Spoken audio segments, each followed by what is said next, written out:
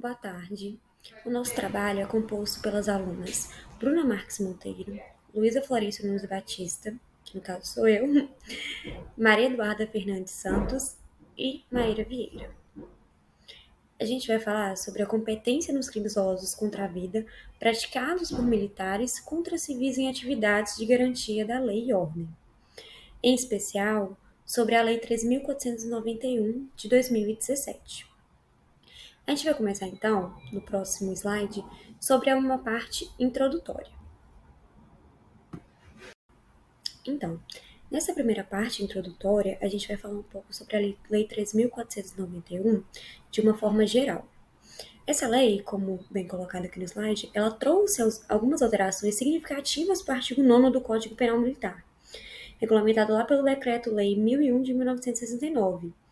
Essas mudanças, elas acabam por redefinir esse escopo dos crimes militares em períodos de paz, resultando então numa ampliação da competência da Justiça Militar dos Estados, que é exatamente o ponto em que nós vamos focar nesse trabalho. Então, é importante citar que essa ampliação da competência da Justiça Militar Federal e Estadual, ela vai ser importante no sentido de alterar o julgamento de crimes não previstos no Código Penal Militar. Então, essa ampliação da lei, ela altera o rol de crimes que fogem da competência da justiça comum quando cometidos nas condições do artigo 9º do Código Penal Militar. E essas condições, elas vão ser exemplificadas um pouquinho mais à frente. Então, nesse sentido, é importante destacar que essa lei, né, essa alteração na lei, ela altera, então, o próprio conceito de crime militar, tornando então a competência da justiça militar, que era antes comum, né, numa, perdão, numa vasta discussão acerca do âmbito doutrinário, material e processual militar.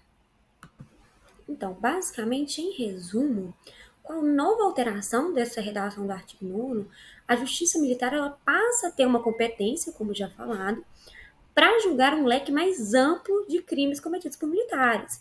Então, novamente, isso significa que alguns crimes que anteriormente eram de competência da justiça comum, eles podem agora ser julgados pela justiça militar, tanto em nível estadual quanto em nível federal.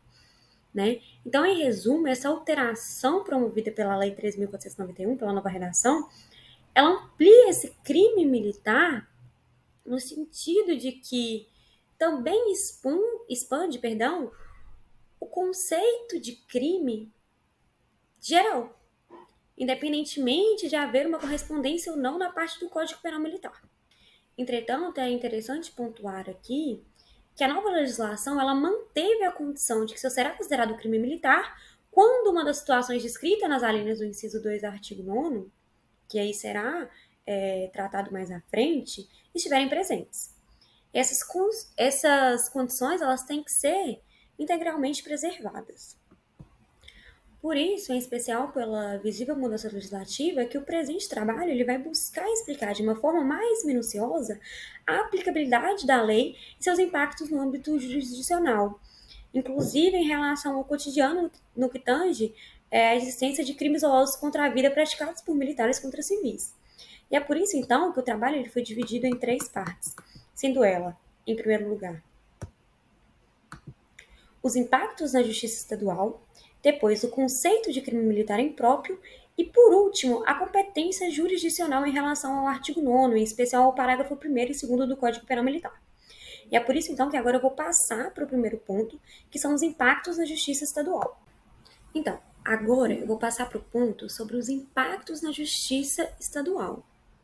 É importante aqui, como bem escrito no slide, ressaltar que as mudanças na lei elas refletiram de forma inovadora na justiça estadual.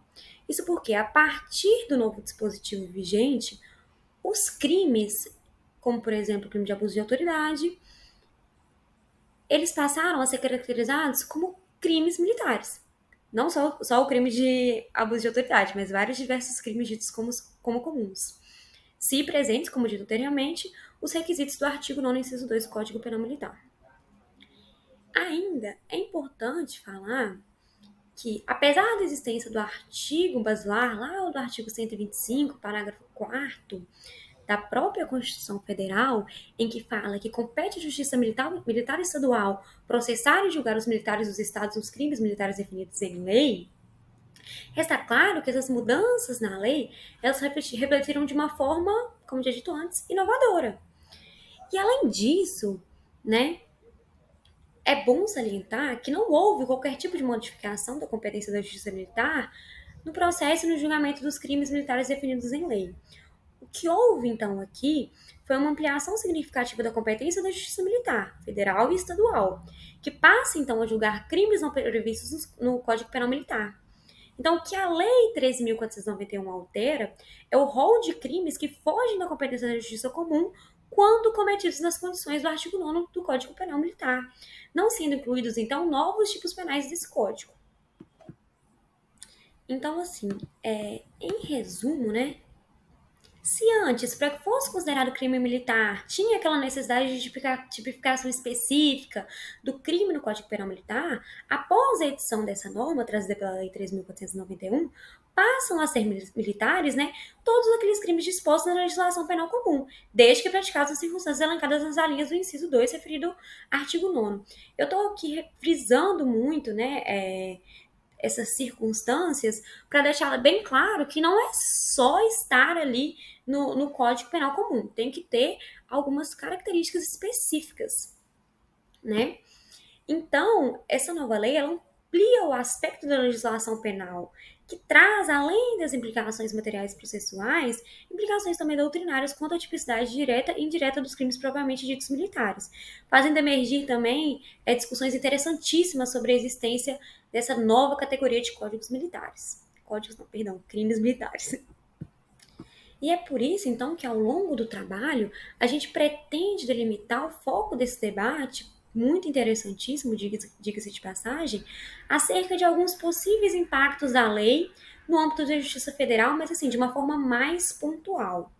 Sendo eles o alcance e os impactos dessa mudança do conceito de crime militar impróprio, do artigo 9º, inciso 2 do Código Penal Militar, volto a dizer, e, em um outro momento, sobre os eventuais reflexos que as exceções do parágrafo 2º do artigo 9º trazem ao julgamento dos crimes dolosos contra a vida praticados por militares contra civis, que é o objeto principal do nosso trabalho.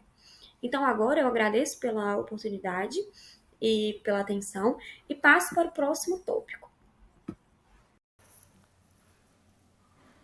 Então, agora nós vamos analisar o artigo 9º, inciso 2 do Código Penal Militar.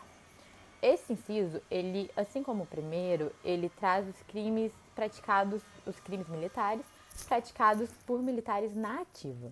Mas a gente vai destacar esse inciso 2 porque ele sofreu uma modificação muito expressiva com a Lei 13.491.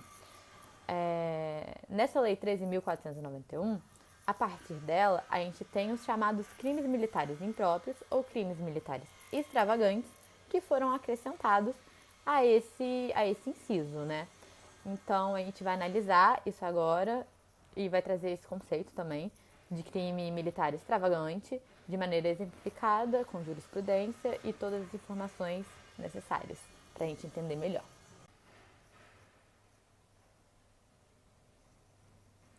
Então, agora a gente trouxe um quadro comparativo, né, comparando a redação antiga com a redação do artigo 9º, inciso 2, após a Lei 13.491. Nessa primeira parte, a gente vai analisar a redação antiga e depois a gente vai ver as alterações que tiveram com essa lei. O artigo 9º, então, antes dessa lei, trazia a seguinte redação.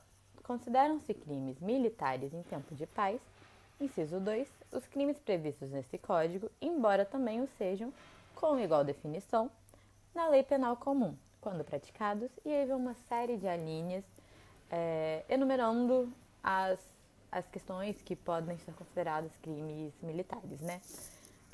As práticas que o militar deveria ter para que fosse considerado um crime militar.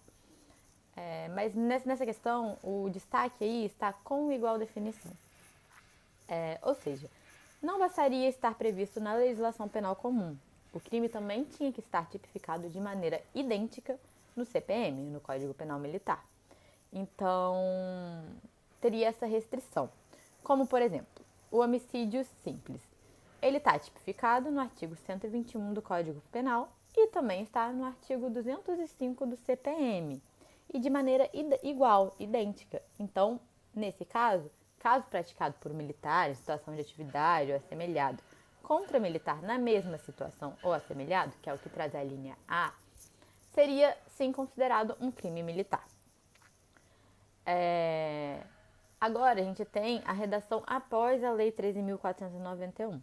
Após essa lei, o artigo 9º ficou assim: consideram-se crimes militares, em tempo de paz, inciso 2, os crimes previstos nesse código e os previstos na legislação penal, quando praticados. A grande alteração aí foi que foi retirada essa parte de com igual definição e foi deixado só e. Nisso foram acrescentados os crimes tipificados na legislação penal comum, que não estão de maneira igual no CPM, mas que podem ser considerados crimes militares sim, caso cumpram os requisitos das alíneas. Um exemplo disso seria o crime de importunação sexual, que está tipificado no artigo 215-A do Código Penal, ou a legislação penal comum, né? E não possui correspondência clara no CPM.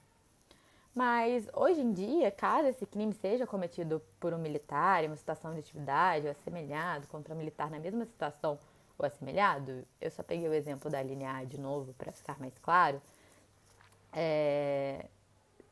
seria considerado sim um crime militar, mas um crime militar extravagante.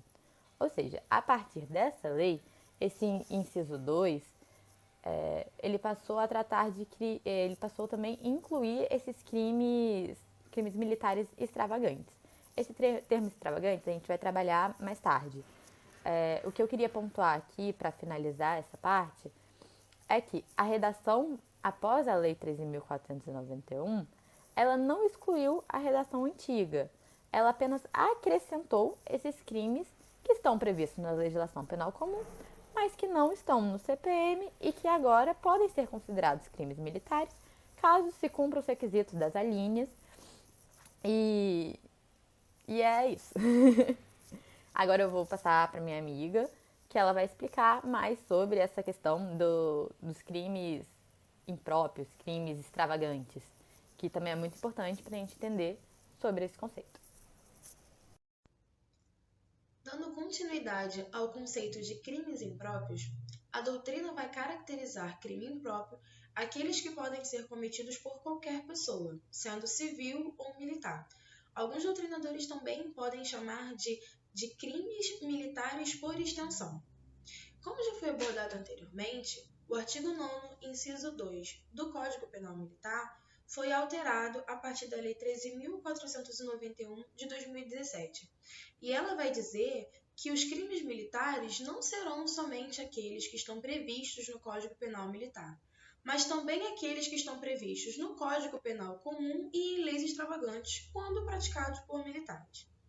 E por isso, para definir o crime militar impróprio, é preciso adequar essa prática com o inciso 2 do artigo 9º do Código Penal Militar, né? E essa adequação típica está relacionada a fatores externos no momento da conduta desse delito. O primeiro a ser mencionado vai ser a qualidade militar do ato, ou seja, é a natureza da infração penal praticada, se ela vai estar ofendendo um bem jurídico relacionado à ordem jurídica militar. Em segundo ponto, temos o caráter militar do agente, ou seja, o crime que ele cometeu está tendo relação direta com a função por ele exercida. Em terceiro ponto, podemos falar da qualidade do local aonde ocorreu a conduta, ou seja, é onde ocorreu o crime se ele está sujeito à administração militar, assim como está disposto no inciso 2 no artigo 9º. E por último, e não menos importante, vamos falar da relação em razão da função, ou seja, o autor, quando ele comete o crime, ele está atuando ali em serviço, ele está em serviço naquele momento. E não necessariamente o autor precisa estar sujeito em local de administração militar, ele também pode estar fora. Exemplo disso são crimes de tortura praticados por policiais militares, que vêm ganhando grande visibilidade nas ações, né, que eles vêm desempenhando em comunidades do Rio de Janeiro.